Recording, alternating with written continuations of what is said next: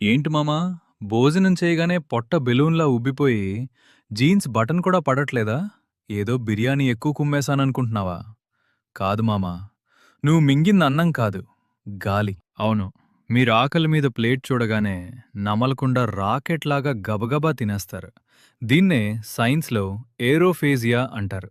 అంటే అన్నం కలిపి తినేటప్పుడు ఆహారంతో పాటు కిలోల కొద్దీ గాలిని కూడా మీ కడుపులోకి పంపిస్తున్నారన్నమాట. ఆ గాలి బయటికి రాలేక లోపల ఆగిపోయి మీ పేగుల్ని టైర్లాగా ఉబ్బించేస్తది. ఇక్కడే అసలు సమస్య మొదలవుతుంది. ఆ గాలి వల్ల మీరు తిన్న ఫుడ్ అరగటానికి కావలసిన యాసిడ్స్ అందవు. అప్పుడు ఆ ఆహారం అరగక లోపలే ఉండిపోయి కుళ్ళిపోతుంది. అలా కుళ్ళిపోయిన ఫుడ్ మీద బ్యాక్టీరియా ఒక జాతర చేసి విపరీతమైన గ్యాస్ని రిలీజ్ చేస్తుంది. అప్పుడు మీ పొట్ట ఒక గ్యాస్ ఫ్యాక్టరీలా మారిపోతుంది. ఆ ప్రెజర్ పైకి తన్ని ఆయాసం, గుండెలో మంట వస్తాయి. దీనికి తోడు తినేటప్పుడు నీళ్లు గటగటా తాగటం కూడా ఒక కారణమే. దీనికి సొల్యూషన్ సింపుల్. తినేటప్పుడు ఫోన్ చూడకండి.